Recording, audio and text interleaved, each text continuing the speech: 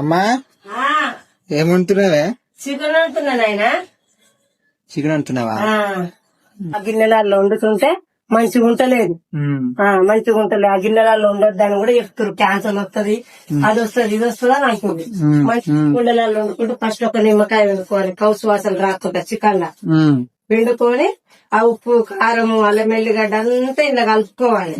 ఇలా కలుపుకొని ఆ కుండ ఆ పొయ్యి మీద పెట్టుకొని ఆ కుండ పొయ్యి మీద పెట్టుకొని ఆ ఉల్లిగడ్డ 2 పచ్చిమిరపకాయలు వేసి మంచిగా ఉల్లిగడ్డ మంచిగా అయినాక ఇది అందేయాలి. వేసి 2 టమాటాలు, కొత్తిమీర, టమాటా వేయద్దు, కొత్తిమీర పుదీనా వేసుకుంటే చాలా ఒక్క 10 నిమిషాలు ఉడకాం. 10 నిమిషాలు ఉడికినాక గరం మసాలా వేసుకోవాలి. గరం మసాలా వేసుకొని మంచిగా అమ్మా అయిందా?